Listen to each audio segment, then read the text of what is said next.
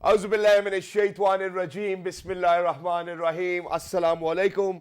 Jianu, Pacheragale, Ni Hao, Chunashumme, Washmale, Ohio Gonzaimus, Guten Morgen, Hola, Bonjour, Privyet, Kaifa Hal, Haleshumashore, Alan Wasal Marhaba, Buna, Mucho, Gracias, Swabia, Balli Kiraya. Thank you very much, everybody, for tuning in to PTV World. You're definitely watching World this morning alongside Shahzad Hassan Khan.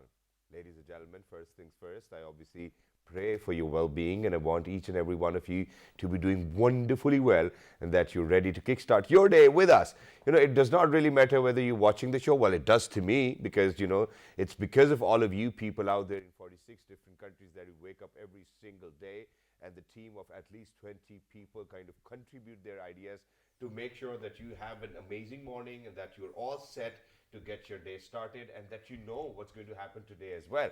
Which is why I have a few latest updates on sports and news as well. And after that, we will certainly talk about something which we call image consultancy. Now, before we move on to that, let's see what's happening in Gaddafi Stadium, Lahore. And it's because of the fact that the first leg took place at National Stadium, Karachi. Now, ladies and gentlemen, the teams, after the two-day break, the teams have finally arrived in Lahore. And today it's going to be Multan Sultans versus Peshawar Zalmi. Multan Sultans have been invincible. They've had 10 points. They're on top of the table as well. And if they win today's match, I believe they will qualify for the playoffs as well. Other than that, we certainly want to share that, I believe that it's going to be very different from what we experienced in Karachi, and it's because of the fact that the weather over there in Karachi is different from the weather in Lahore. So the pitch behavior will be different. I don't know. In Karachi, obviously, the spinners did rule. What's going to happen in Lahore is something everybody is anxious and anticipating, because everybody kind of wants Multan Sultan to win. And Multan Sultan has been so invincible that they've actually won 7 matches, ladies and gentlemen. But let's see what's going to happen today. May the best team win. It's going to be Multan Sultans versus Peshawar Zalmi at 7:30 p.m. today. You can watch it on PTV Sports.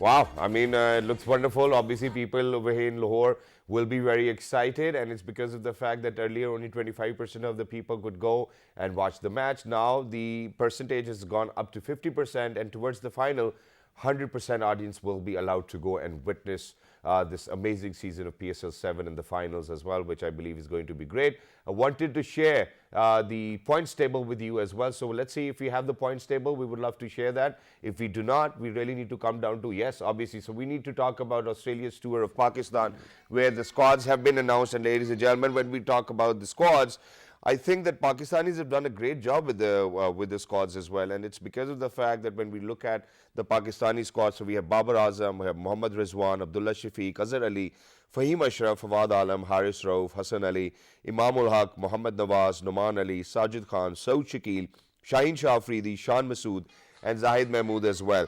And talking about the reserves, ladies and gentlemen, we have Kamran Ghulam. Kamran Ghulam, for all of those people who might not know, he's even playing in PSL Season 7. He's one of the top scorers of the 2020 or 2019 Qaid-e-Azam Trophy as well. Naseem Shah, Sarfaraz Ahmed, and Yasser Shah. And to top that, ladies and gentlemen, Haris Rauf has actually been included within the squad as well, which I believe is great. And for a longer period of time, we haven't really played a test match, but I believe that we're going to do a good job. Talking about Shan Masood, ladies and gentlemen, against Zimbabwe and South Africa. He was supposed to debut, but he didn't. And I guess this is his time to do it. And Abid Ali, unfortunately, because of his heart's condition, wouldn't be able to join the squad as well. We wish him speedy recovery. We want him to get back. There's a lot of investment being done on him as well. Now, this was all about sports. Obviously, we do include Olympics. Yesterday, we did cover Olympics as well, but now we need to kind of come down to how Pakistan is progressing in terms of being friends with other nations. And obviously, Saudi counterparts have been our brethren ever since Pakistan came into being as well. So there's this very amazing pact being signed, and the details are that Pakistan and Saudi Arabia has signed an historic a green pact to collaborate on 9 key areas for the protection of nature and pollution reduction in Saudi Arabia.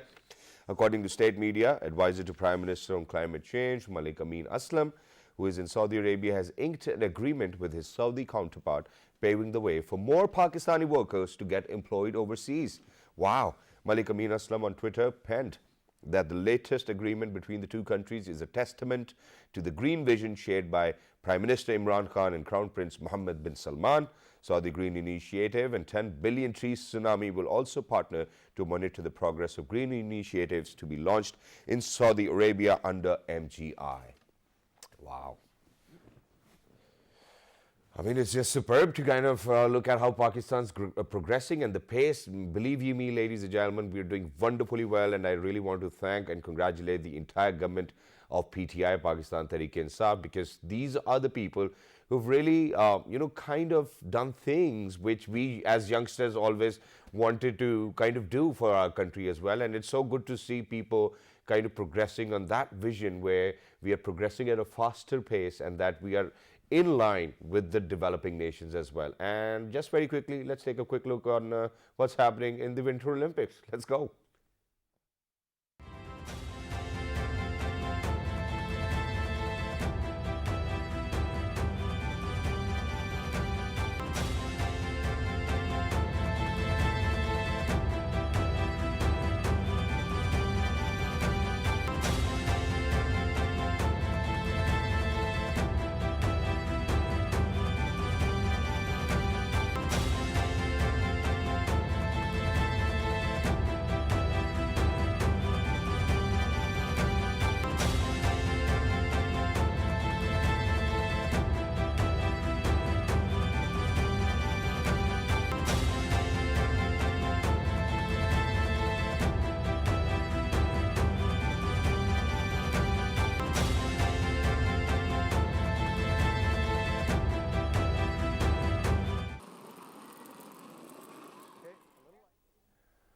I love this curling game, and I so want to do it, and people within Gilgit-Baltistan, they have actually found out a way to do it as well, and we will, inshallah, in near future share the clips for that as well.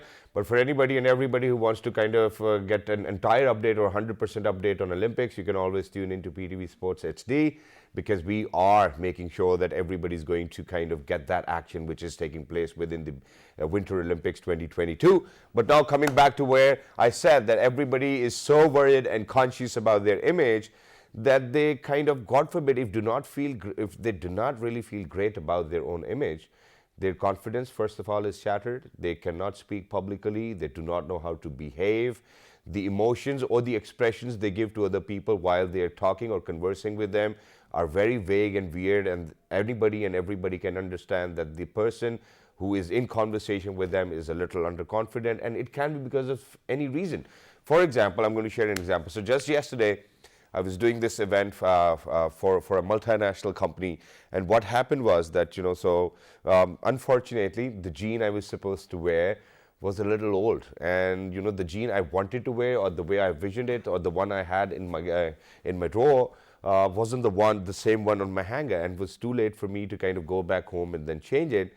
So yeah, for a moment I thought, hey, you know what, that's not what I wanted to wear. And then I was like, hey, you know what, it's a jean, and no matter how worn off it is, it will definitely come and make me feel as if, I feel like a rock star, and that's how everybody needs to feel.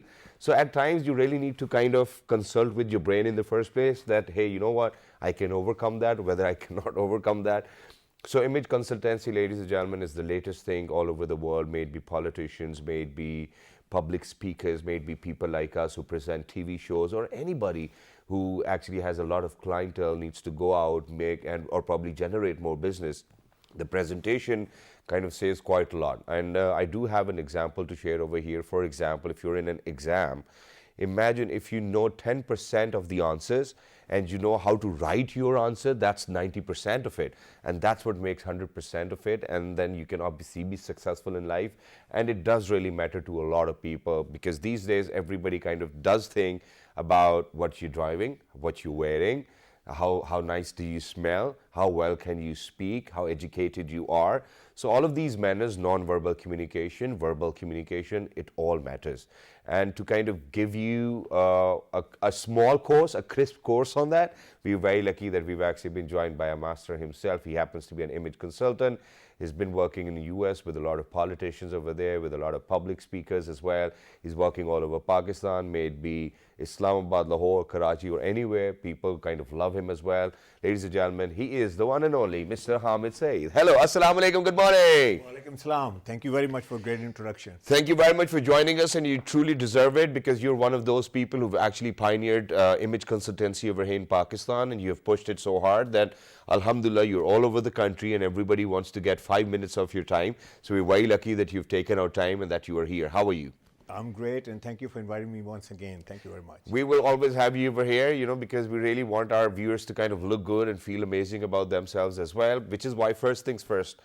Now, what I want to know is, and we have talked about how we really need to wear the formal dressing or casual dressing, and we will come down to that bit. But for anybody and everybody to understand what their image needs to be is something, I think, very important, pivotal, imperative at the same time. Absolutely. Because half of the time we really do not understand how we really need to come across to people. So let's talk about that. People from different walks of life, what kind of images do you think they need to carry of themselves within their own minds? Well, you know, it depends on a number of things. First of all, largely it depends on what do you do. I mean, you know, what's your position, what's your profession? Because if you don't know who you are and, you know, what you're representing, then it's very difficult to get to how you should look. True. So basically it starts from that. And then also having a knowledge of your body type and your coloration, your eye color, hair color, skin tone, you know, what colors look good on you. I mean, obviously it's hugely important.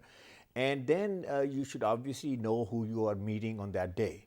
You know, what kind of image you should project and what kind of image do you think that they need to see you in. All right. So these are all the, I would say, prerequisites before you even start looking at your wardrobe and see, you know, what you're going to put on for that day. Just like you said, like nonverbal communication is the key here. Brian Tracy says that as soon as you walk into a room, you have said everything about you in the first 1/10 of a second. All right. Now, how fast is 1/10 of a second? True. It just goes quickly like that.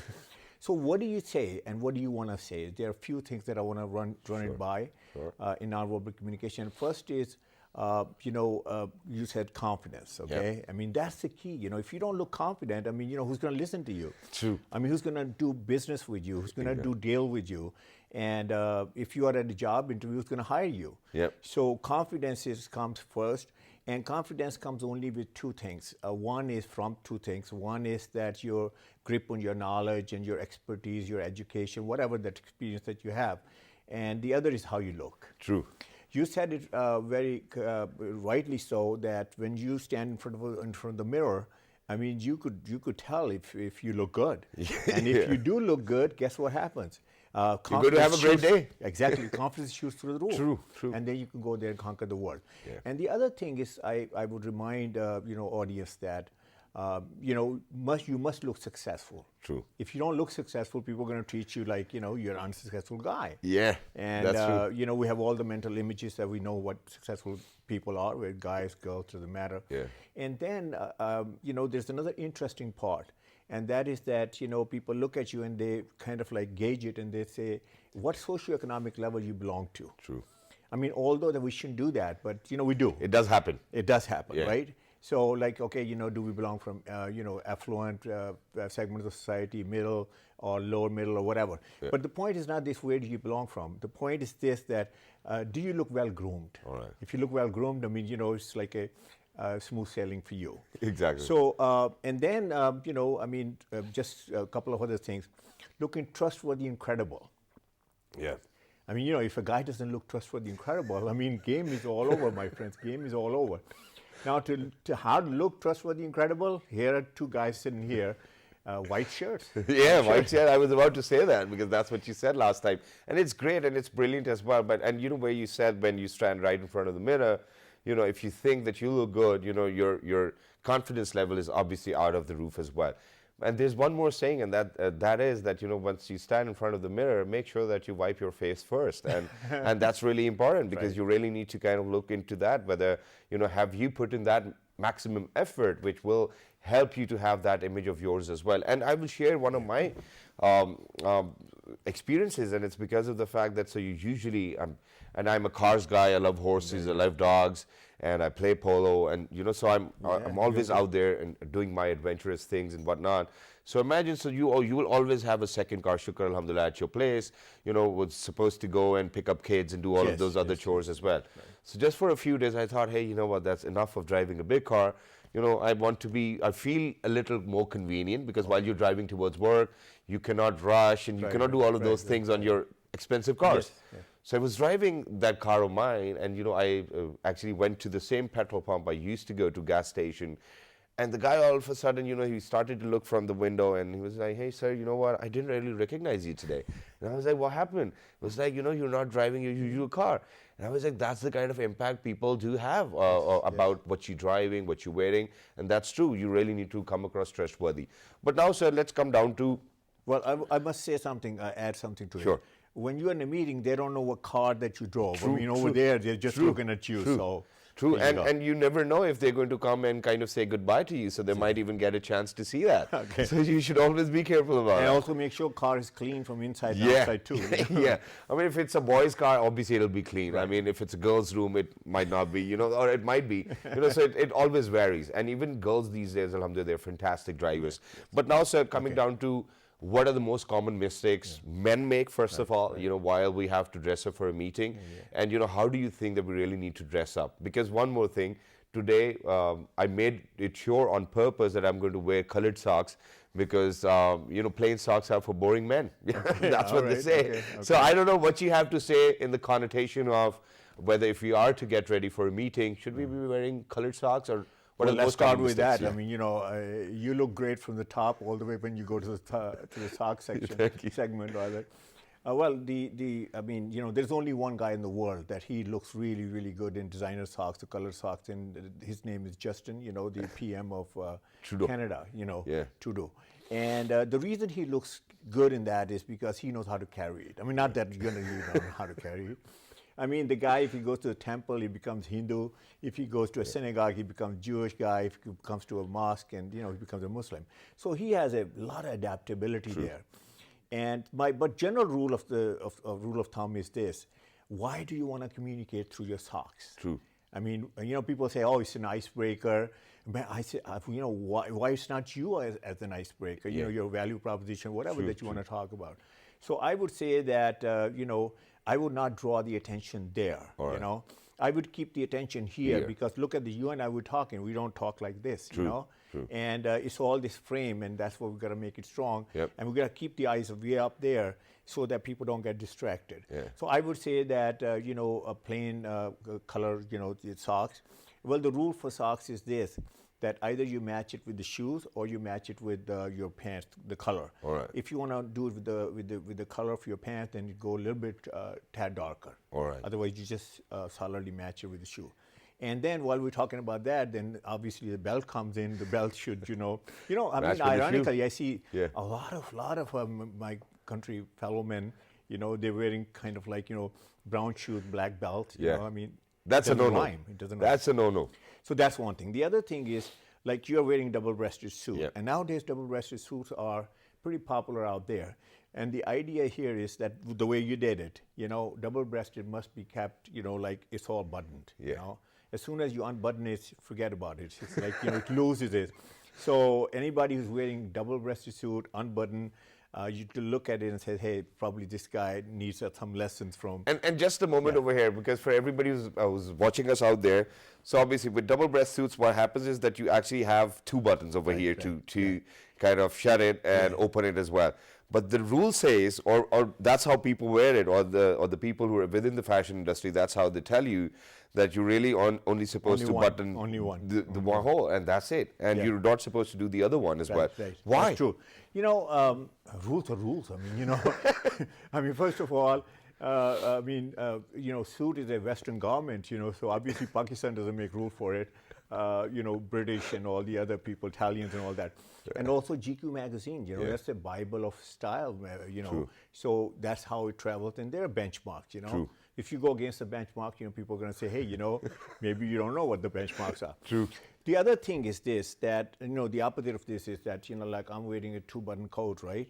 And, when you sit down, you can, be comfortable, open it up. Yeah. And you have seen so many guys, like, wearing. Yeah, who button it up, yeah. Yeah, and, they feel so uncomfortable, don't they? Right? Yeah, they do. And then, and the other thing is, what button to close when you're wearing a 2-button. Let's say, for example, you're standing up and you got and then I would say top button, and then do not close the second button there. True. And there are reasons for it. When you close the second button, guess what happens? You always have some tummy, right? And then at least in Pakistan you do. Yeah, exactly. And they think like it covers it. Actually it makes it more pronounced. True. And then all the wrinkles and all that. So that's the rule, that top button. And then common mistakes are, one of the biggest mistake is this, that you have seen this. I was in Lahore the other day, and in Emporium I was walking around and I saw this family, this guy. He walks like he's like a peacock, And I was looking at his dressing, was pretty good. And when he came in closer, I saw it, and the label was right here. And it happens a lot of times. And people think that it's supposed to be here as well. Yeah. And they have no idea that it's actually by the brand, obviously, and it really needs to be taken off. Yeah. And people don't do that. It's for the hanger appeal. Yeah. And by the way, if you look at it, it's like a very loose thread, So all you got to do is just, kind of like, get it off. Get it off. Yeah. And, so this is a very, very big mistake. I would say a very embarrassing mistake. I mean, Can you imagine traveling, if you're like a guy way up there and you're traveling overseas, international conference, and you are, never That's a big no-no. get caught. That's a very big no-no. Yeah. And then the other, there are a couple of other things that I see them. Obviously the shirt collar is very important. I mean, sometimes you see this. I mean, the guys are sitting like this, and the collar is so tight. I mean, come on, you got to make yourself feel comfortable. And if you wear sandals, never wear socks with it. This is another mistake that I see people making it. I don't know whether obviously, but it's winters, and alhamdulillah, the best part is that, our Prime Minister, whenever he wears kheriyan as well, he makes sure to wear socks. It's winters. I knew you and even I do that, yeah. I hope I don't get bombarded with negative calls. No. But anyway, if you were to Google it, the biggest mistake a man could make is, and you will see that picture, by the way. But it's too cold, there's no other way out. Well, you're not walking outside. If you're walking outside, it's a different story, but you're mostly, you're inside and all that. So anyway, that's the other, I would say, people should be aware of this. And, the other big mistake I see is the length of the tie. Yeah. That's like, this is like, you see it all the time. The tie is too short and you look pretty goofy, right? Yeah. And tie is too long, again, it looks very awkward. Yeah. The right length is that it should just touch the center of the buckle of your belt. True. So that's exactly. how it goes. So that's the key rule as well. And there's one more thing. And so what happens is, obviously, we've talked about how people will always have the slightest of the tummy as well. That too, obviously, bulging out and making it more pronouncing as well. Now, but what happens is that, people certainly over here in Pakistan do not have the idea about their sizes. Right. And so what we do is that if we are to kind of go and get a dress shirt for ourselves, we will never get it stitched. We want to get it ready-made because it's readily available and then it's cheaper. Right. So what happens is that we do not know the size or how to wear it, and that's the most common problem. So people with the slightest tummy, they really do not know where to buckle their belt or the pant as well. So what's the right place to wear your pant? Okay, is it right next to the bone? Okay. All right, so, there are a couple of rules there, So if you want to look like very old-fashioned guy and, you could probably wear it even over your belly button and, going all the way to your chest, I think that will look very silly and not current with the time. I would say that, first of all, the pant, if you have tummy, the pants are going to fall wherever it is. The water finds its own level, right?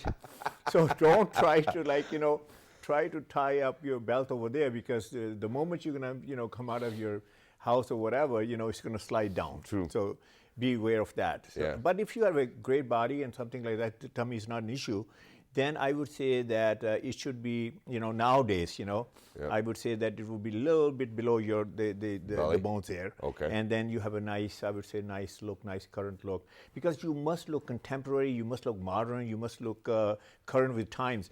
You don't say like, oh, state of the art this, state of the art that, my company, my product, my country, and then you look like you're from dinosaur age.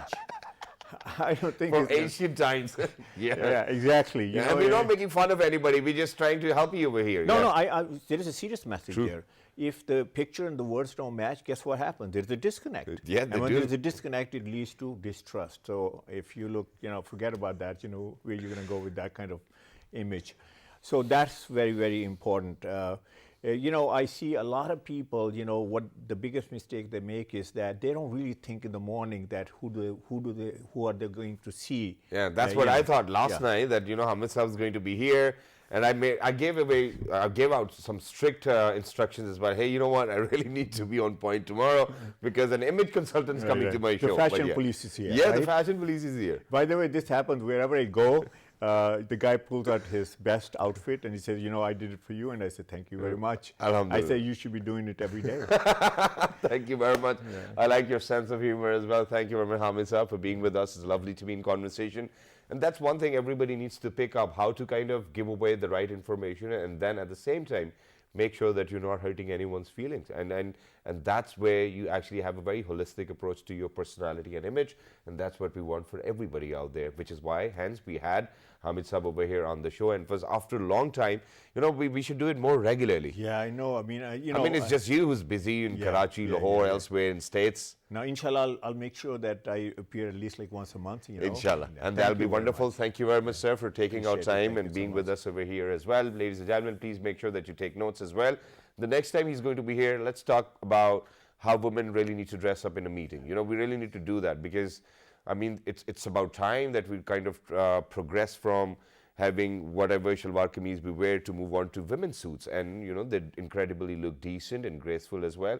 So why not move on to that and be in that corporate world and have the entire feel of it? So with that, we're actually going to head out towards a short break. But when you guys will come back, we will be in conversation with someone who was born in Quetta, studied in Karachi, but lives in the northern areas of Pakistan. Why so? That's something to be answered right after a short break. Good morning.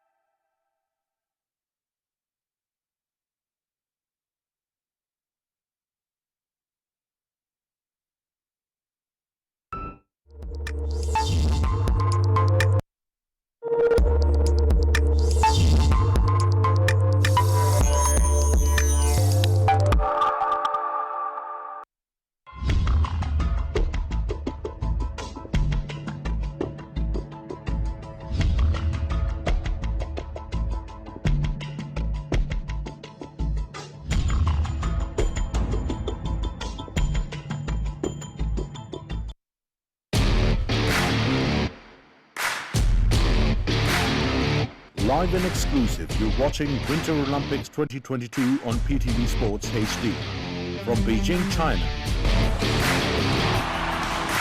Amidst chilling environment, the sweating athletes attempting to win the accolades, to lose some, to win some.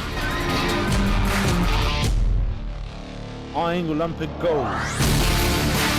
Story of hope and despair, fiercest competition.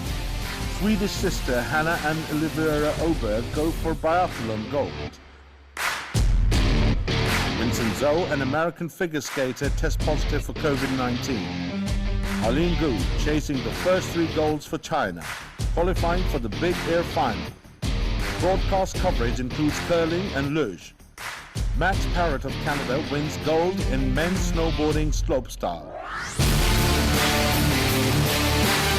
What are the blue lines on the snow? Your biggest skiing question answered. Good food, wins the man downhill by 10th of a second. The action continues. From February 4th until February 20th, 2022. Each day, every day live and exclusive on PTV Sports HD.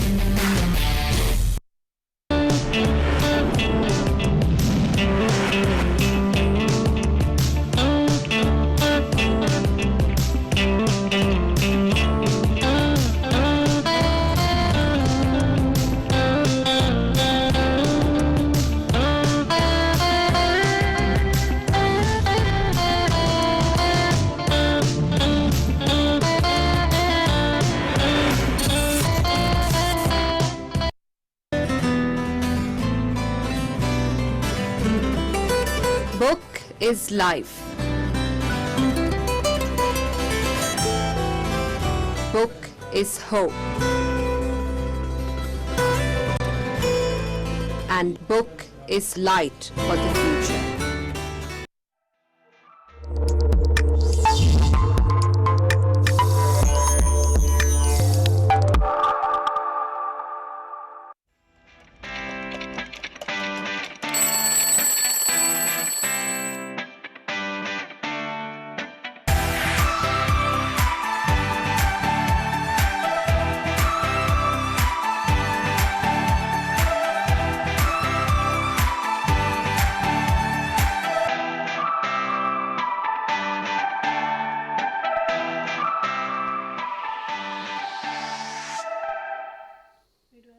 All right, ladies and gentlemen, welcome back. Thank you very much for staying tuned to PTV World. You're watching World this morning alongside Shahzad Hasan Khan.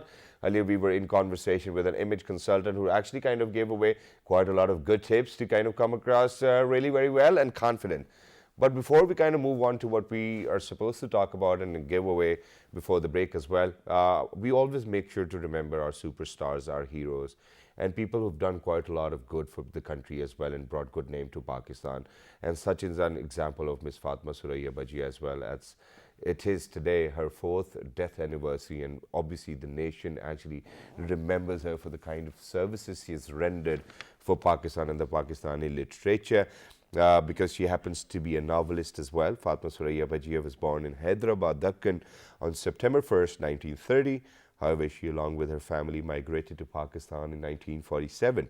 The famous writer and novelist received multiple awards, including Pride of Performance and Hilal-e-Imtiaz. She was also awarded Japan's highest civil award in recognition of her works. Fatma Suraiya Baji died on February 10, 2016 in Karachi at the age of 85. Under different literary organizations, various programs are being held in different cities of the country to mark the death anniversary of the prominent literary figure. May your soul rest in peace, ma'am, and you have definitely taught a lot of good to the world as well, and you've shared it with the rest of the world and with us too as well. So, I mean, a lot of prayers for you and for your family, and the patience for the bereaved as well. But now moving on to where I certainly wanted to talk about how people are consuming a lot of coffee these days, and it has become a new normal. So the new chai of today is coffee, and so there's so many coffee shops opening up. There are people who are actually writing coffee table books as well, and there's an entire culture which I believe we have taken an influence from the West, because when we travel to the West, that's what we want. We want to go to Tim Hortons, or I mean, that's what I want to. That's where I want to go. I want to go to Tim Hortons, even Starbucks. Starbucks has quite a lot of different pastries to eat as well. Not just that, obviously the sour ones, which I love. This onion one, and I just love it every time I'm there. I would certainly want to have that as well.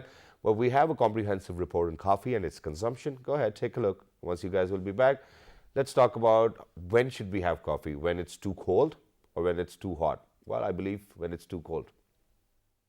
Coffee is a beloved beverage known for its ability to fine-tune your focus and boost your energy levels. It has been linked to a long list of potential health benefits, giving you all the more reason to get brewing. Coffee contains caffeine, a central nervous system stimulant that's known for its ability to fight fatigue and increase energy levels. This is because caffeine blocks the receptors of a neurotransmitter called adenosine, and this increases levels of other neurotransmitters in your brain that regulate your energy levels, including dopamine. Some research suggests that consuming coffee regularly could be associated with a decreased risk of developing type 2 diabetes over the long term. Research suggests that coffee may help protect against neurodegenerative disorders, including Alzheimer's disease and Parkinson's disease. Coffee could alter fat storage and support gut health, both of which may be beneficial for weight management. Review of 7 studies shows each cup of coffee people consumed per day was linked to an 8% lower risk of depression. Research shows that the more coffee people drank, the lower their risk of death from chronic liver disease. Drinking 1 cup of coffee per day was tied to a 15% lower risk, while drinking 4 cups per day was linked to a 71% lower risk. Study in more than 21,000 people also found that increased coffee intake was associated with a significantly decreased risk of heart failure. 40 studies concluded that drinking 2 to 4 cups of coffee daily was associated with a lower risk of death, regardless of factors like age, weight status, and alcohol consumption. Coffee is often used as an aid by athletes looking to improve performance and increase energy levels. 9 studies reported that drinking coffee before exercise improved people's endurance and decreased their perceived exertion compared with a control group, even after the researchers adjusted for factors like age,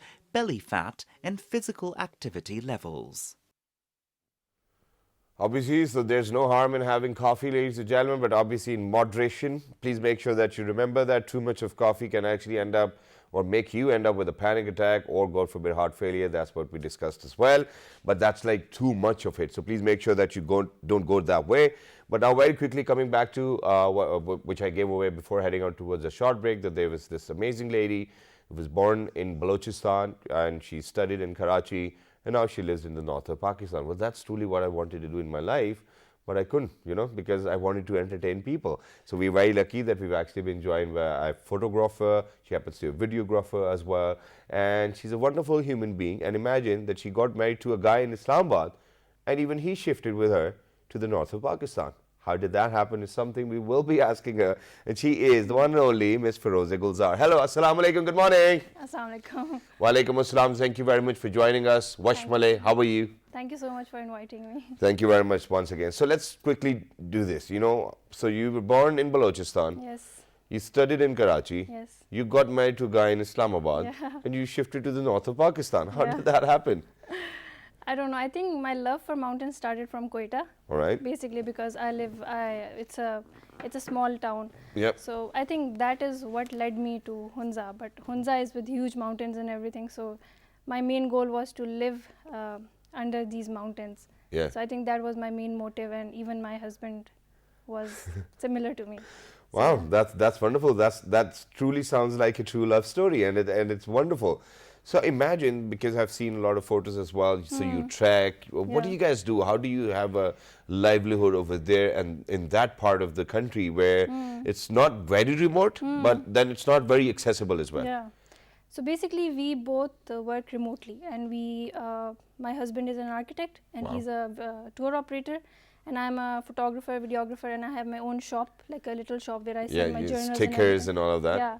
So I think that is how we earn. We don't earn a lot, but I think it's okay to survive there. And are you able to save from that money a little Yeah. bit of that Yeah. for your retirement plan? But in fact, you have your own shop. Yes. Your husband's an architect, so you So we really do do- not have to retire. Yes, but we work remotely, so it works for us. In some way, Allah has made it work for us. Alhamdulillah, Yeah, and it's a Alhamdulillah, great yeah. blessing, and we're really very happy about that as well. But what we are going to do right now is, because we want to share with the rest of the world that what kind of videography you do, so that if there are more people interested in hiring you, so that they can do that. So please, can we play that clip of hers as well, so where people would get the idea of how good of a videographer she is, or a photographer she is. So the video will be played over there, and Ms. Feroze will let us know where this video was being shot. So please, let's take a look. This is K2 base camp. This is the K2 base camp track. So it was an all girls track, and we were 8 girls, and we went to the base camp, and everyone was like, okay, how are girls doing this? But we did it, and Alhamdulillah, it has been a great experience to see the world's second highest peak with my own eyes. So Yeah. it has been a great experience. And what's that? So you have to tell us about everything, every minute detail of your tour. It is basically a 15-day trek. Okay. And so basically there are different campsites. You walk every single day for 8 to 9 hours. So You keep that's- on walking? Yeah. Basically, I think, I don't remember exactly, but I think it's around 180 kilometers. 180 kilometers Yeah. in 15 days? Yes. And that too of mountains? Yes. And so who was the one who remembered the ways, where to go and where not to go? We have our guides, Bashir Bhai, and then Imran Bhai. But you Zaman just said Bhai. it was an all-girl tour. No, but obviously, Okay. the organizers and videographer, I was the one who was documenting it. Everyone was like this, but obviously, I And don't. isn't it difficult to carry all of that expensive equipment with you, and then you have to take out the cameras, and then you have to stop everyone, hey, you know what, I need this shot, so now I want you guys to walk and do all of that. Does that happen behind the scenes, or is it all happens. natural, My style of videography is that I do it all natural. candid? Yeah, candid, because that becomes very, very hard. And Okay. it's extremely hard to like document everything while you're trekking, because you're obviously gaining altitude, and with altitude your breath, Oxygen is going down, exactly, yeah. so everything, and you're getting tired. So the best thing is that you just make it candid. So that is the way I do. And when I'm on the campsite, then I do the little shots where I interview people and everything. But other than that, I keep it mostly candid. Wow, that's wonderful. And how important is the edit part of it? Because I truly believe, from what I've learned from my teachers as well, and the people within the edit rooms as well, or the NLEs, that editing plays a very important role. So Yeah. if you're documenting, if it's filmmaking, if it's anything, editing plays a very major role. So do you Yeah. do it yourself, or you hire Yeah. other people to No, do that? I do everything myself. Okay, wow. Color grading, editing, shooting, everything. I am a drone operator too, so I do a single thing on my own. Yes, you're absolutely right. The thing is, editing is the 80% of the Yeah, part. that's true. Because if it's shot and it's kept somewhere, no one will ever see it. So yes, it needs to be edited in a way that it tells a story. Yeah. So that is what I want to pursue, that I want to go into documentary filmmaking and everything.